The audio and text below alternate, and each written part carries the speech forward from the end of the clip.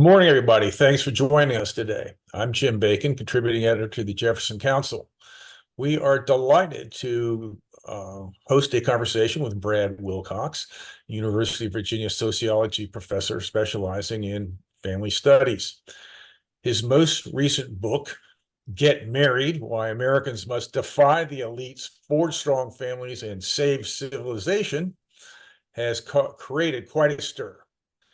It's a sad commentary, perhaps, on our times that there's a need for a book defending the institution of marriage.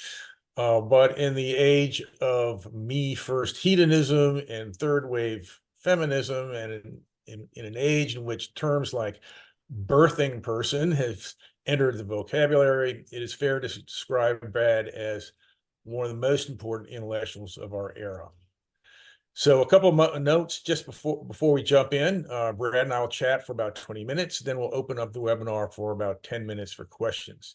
Submit your questions using the Q&A function at the bottom of your Zoom screen, and we'll get to as many of them as we can, given the time available. Okay, Brad, thanks for being with us. Jim, good to be with you guys today. The main theme of Get Married is that married people are better off than unmarried people. We all know this in our gut, but what is the empirical evidence that backs this up? Yeah, thanks, Jim. It's important, I think, just to set the stage by acknowledging we've got a lot of voices, historically on the left, kind of discounting the importance of marriage. There was a piece in the New York Times not too long ago that said married motherhood in America is a game that no one wins. And then more recently, we've been hearing from voices on the online right, people like Andrew Tate, that there is zero statistical advantage when it comes to marriage for men today. So a lot of voices out there on the left and now even on the right are kind of telling us that marriage is a path to, in a sense, oftentimes to kind of misery and even immiseration. And yet we know from the data that the story runs in a very different direction. What we see basically is that married Americans, both men and women, are markedly more likely to be financially secure and almost twice as likely to be very happy with their lives compared to their single peers in the US. And so my book is kind of explaining all the ways in which on the key outcomes, both kids and adults are more likely to be flourishing today when they put a ring on it. Can you just give us a few stats? And where does the evidence come from, and what do you base it on?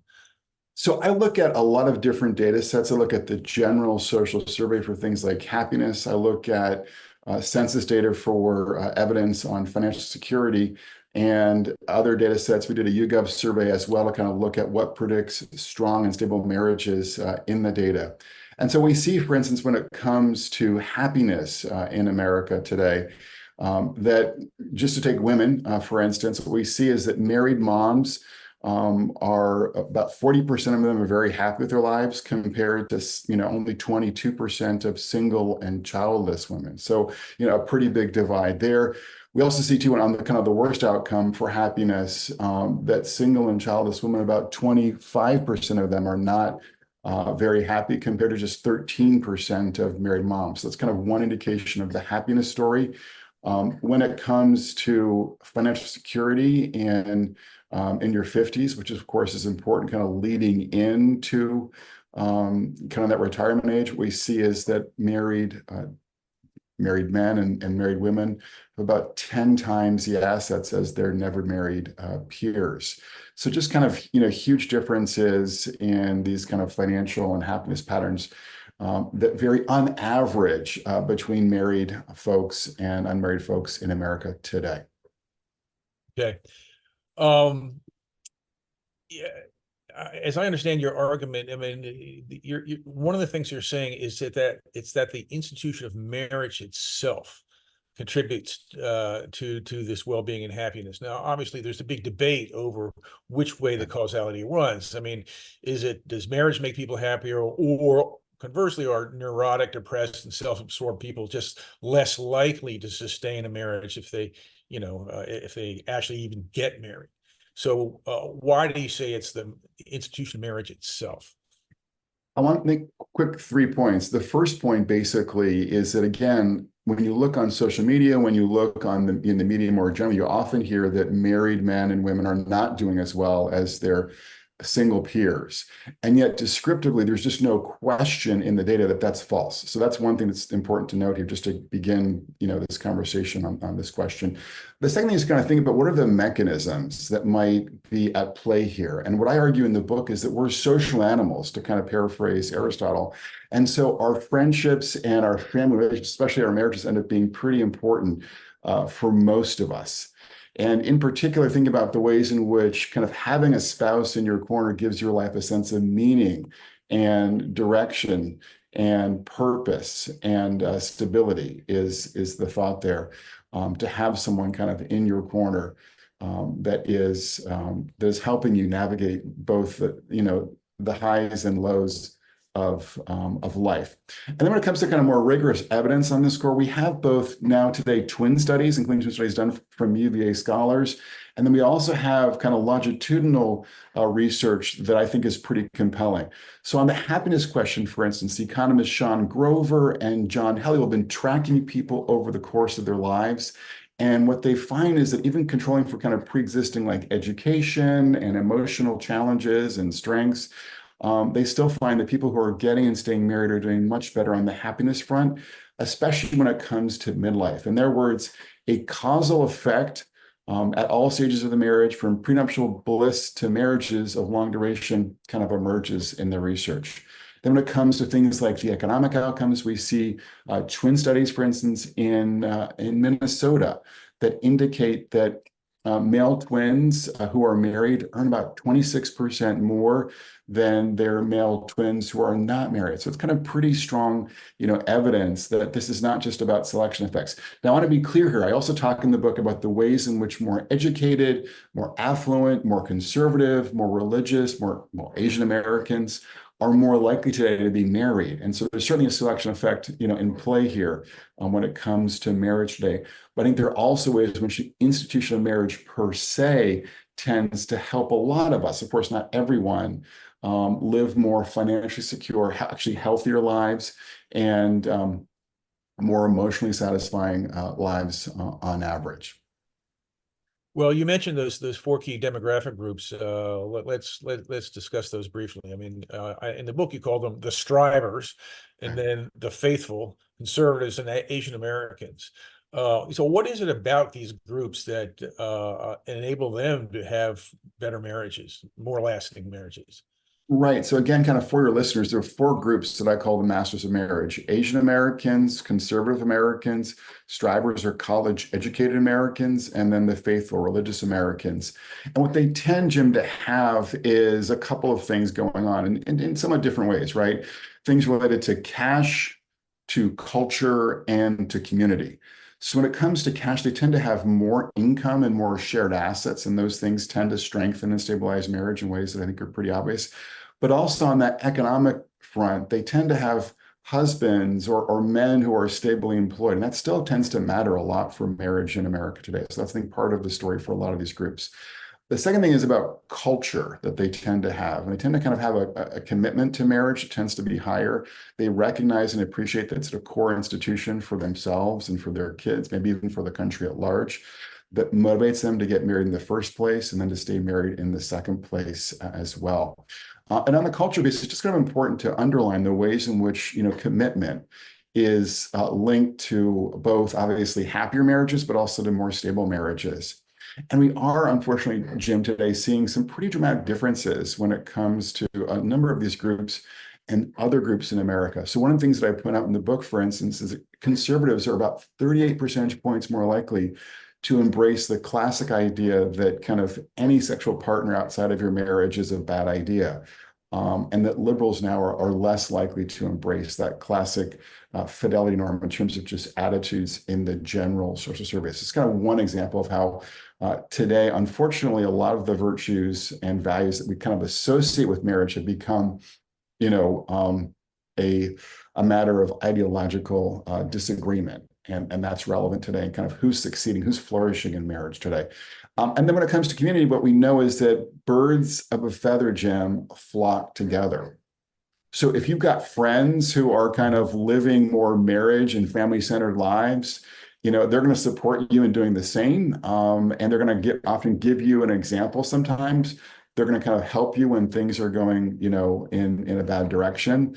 And sort of just having that network of friends who are kind of living a family-oriented way of life is incredibly helpful. We see that among Asian Americans, often in terms of their kin, especially. We see that among religious Americans in terms of their friends and their churches and their synagogues, the temples, mosques, et cetera. And I think we see it too among more educated Americans who are often surrounded in their neighborhoods and in their schools by people who are, or their sports teams, folks who are kind of living family-centered lives in ways that tend to either implicitly or even explicitly encourage them to do likewise. So I think on those three different areas, again, sort of cash, culture, and community, those four groups tend to be more likely to have sociological factors that sort of steer them in a more marriage-minded direction. Mm-hmm. Uh, one of the things, I mean, everything you say there makes sense to me, and then but you also talk about, I guess, in Atlantic Magazine, you kind of coined the phrase "talking left but walking right," and when it comes to marriage, and that is, I mean, kind of particularly about these cultural elites in our society, they espouse all these kind of liberal ideas, and very progressive ideas. But they're more likely than anybody to have stable marriages. I mean, is that a contradiction? I mean, admittedly, the cultural elites are probably fall in the well-educated camp, but they certainly don't fall in the other camps that you described. Is there a contradiction there, or what's going on? So yeah, I talk about kind of the way in which many of our elites kind of talk left, in public. They kind of embrace family diversity in their public capacities as professors or as journalists or as now CEOs, school superintendents, or Hollywood moguls, and yet often in their private lives, they're living very marriage-minded lives, very stable, highly invested, family lives that are in many ways laudatory. And, I've certainly heard from lots of folks on the left, like, what's the problem? What's the big deal? Well, I think for me, the big deal, the problem is that our elites do exercise a lot of authority in their public capacities as Hollywood moguls, as professors, as journalists, and as school superintendents. And they're not kind of like typically using that authority to kind of educate the broader public about the ways in which marriage matters for them personally, for their kids as well. And they're not kind of helping them to understand how much marriage matters and some of the virtues and sort of social skills that might be helpful, in their schools, or in the kind of pop cultural offerings that they're producing. So I talk in the book, for instance, about the way in which Reed Hastings, who's obviously one of the key leaders at Netflix, had talked in his own autobiography about how he and his wife had some marital difficulties early on. And they went to a marriage counselor, they kind of worked out their problems, and they've had a stable marriage for more than 30 years. And I think obviously they benefited, their kids have benefited from that as well. And yet when you look at a lot of the offerings that Netflix puts out to the general public, I don't think, that kind of more family-friendly messaging often gets through. In front of one of their most famous offerings is the Marriage Story, which is the story about this New York couple that ends up having, I'd say, ordinary difficulties getting divorced, moving to California, and just kind of having their marriage just basically end in a kind of catastrophic way. And to me, it's sort of unfortunate that Netflix hasn't really used its kind of cultural kind of influence to not communicate some kind of like treacly or rose-colored view of marriage, but just to be actually more accurate. And that is that today, most college-educated couples are living more the marriage story that was kind of exemplified by Reed Hastings than the one that he depicted on both the big and the small screens in this movie. So that's what I'm sort of saying, is that our elites could do a better job of telling us the truth actually about the importance and the value and the role of marriage and family for them, and also, of course, for our country more generally. So, granted that marriage is a critical foundational institution in our society, what can public policy do or should do to strengthen marriage? And I guess while we're talking about public policy generally, can colleges and universities play any kind of useful role? So yeah, I think we have to sort of do things that kind of make marriage and family life both, I think, more attractive to young adults, but also more affordable to young adults as well. So kind of on the affordability piece, for instance, I've been a proponent of expanding the child tax credit for working and middle-class families, especially, and then also for getting rid of what are called marriage penalties in our means-tested programs. I've talked to a number of Virginia families, for instance, working-class families, who are not married because the mom is on Medicaid and getting support, for her healthcare insurance through Medicaid, and for her kids, and recognizes that if she and the father were to marry and put their joint income together, they would lose access to Medicaid. So we need to kind of address those kinds of problems from my perspective on the affordability side of the ledger.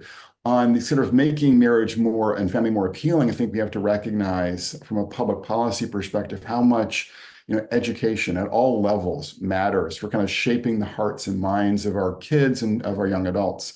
And in our public schools, just do a much better job of educating kids about the value of marriage and family life. I think most young adults today, especially young women, think that marriage and motherhood are a path to being less happy. And yet that's exactly the opposite of what we know, empirically, as I mentioned earlier today. And so I think that also means that our colleges and universities could do a much better job too of kind of forming students to understand and appreciate how much a good marriage and a strong family tends to matter for them. And in my own research, I've found that there's nothing that predicts happiness for men and for women like a good marriage does. Not education, not money, not a satisfying career, not sex, not church going, et cetera. So I think, that finding has been surprising to a lot of my audiences, including to my students at UVA. And so I would just like our universities and our colleges and then our public schools and private schools more generally to do a better job of educating our kids and young adults about sort of the ways in which a good marriage and a strong family is good for them and is good for the country more generally. Okay, well, Brad, we've got time for one more question before we open it up to the audience. I guess one of the things I want to ask you is, as I alluded to in introducing you, you are one of the few openly conservative professors at the University of Virginia. And outside of UVA itself, of course, Ken Elsing is a legend at UVA. But outside of UVA, you may be the best well known. What's it like being an openly conservative professor at UVA? How have you been treated? How have you been treated there, and how do students respond to you? Yeah, no, thanks, Jim. So I kind of have a mixed response on this question. So, when I first went up for tenure, I actually lost at every level of the tenure process. My department voted me down. The dean rejected my candidacy. The PNT committee rejected my candidacy. I wrote an appeal, and thankfully the provost at this point in time, granted me that appeal and granted me tenure. So kind of my experience in the tenure process, left me a little bit disappointed, if you will, by the ways in which, and I knew because a colleague actually kind of broke confidentiality in this whole process. A guy was actually on an old school liberal and kind of told me that I was rejected because I was a conservative. I had published a book with our leading press in sociology, Chicago. I had published an article in our top journal in sociology. And I thought it was going to be kind of a smooth process. It was obviously not. But he said that because I was a conservative, I was treated, very differently by, a good number of my colleagues. So I think my experience has kind of led me to sort of the conviction that a lot of people who talk about diversity at UVA are not committed to intellectual diversity at the university. And now, thankfully, no one who was kind of involved in that process as a leader is now in leadership at UVA. So things have changed. And I've been treated, I think, well and professionally since this kind of process. But I do think the university continues to kind of fall down when it comes to, treating people who are more conservative well and fairly. And when it comes to hiring and when it comes to promotion and when it comes to kind of like a variety of intellectual endeavors and initiatives at UVA. So I think one challenge that still faces universities, how do we kind of make more of a space for scholars, teachers, student leaders who lean right at the university. And I look forward to kind of seeing what the administration can do in the coming years to make more progress in advancing intellectual diversity at UVA. And I also say that too, not just because of my own experience, but because I hear from students regularly that I'm one of the few professors that they encounter in the classroom who kind of gives them a different perspective of sort of how they frame it. And I think it would be good for our students to be exposed to more professors like me who kind of give them an alternative viewpoint. And I hear this even from my more left-leaning students as well, that they appreciate the ways in which I kind of let them see how, a more right-leaning professor views the world. And I would just like UVA to have more people kind of who can do the same for our students at the university. Well, we totally agree, and we're glad you're still there. So hang in there, Brad. Thanks. Uh, Yeah. okay, so now we're going to turn it over to. We have lots of good questions. I'll start with one from Tom, who talks about the link between single parent children and criminal behavior. One thing that we didn't really get to address is the impact of marriage, the benefit of marriage for children, and Sure. what happens when you don't have marriage, and what are the risks that are created. Yeah, so I think the most surprising thing about the research for kids in my book is that I found that kids are more likely to go to prison or jail, Jim, when they're coming from a non-intact family. And by contrast, I say kids, boys in particular. And by contrast, boys, young men are more likely to graduate from college, much more likely to graduate from college than they are to spend any time in prison or jail when they come from an intact family with their married parents, on the home front. So it just kind of tells me that, that this connection between family and child well-being is very strong. And I think it's often most visible for our boys and young men in today's society. Megan has a question. She asks, does having a committed life partner, say in a cohabiting relationship, does that lead to similar levels of happiness as being married? Great question. So we do see that cohabiting adults are almost as happy as married adults, but the big kind of distinction between cohabitation and marriage is that marriage is just markedly more stable.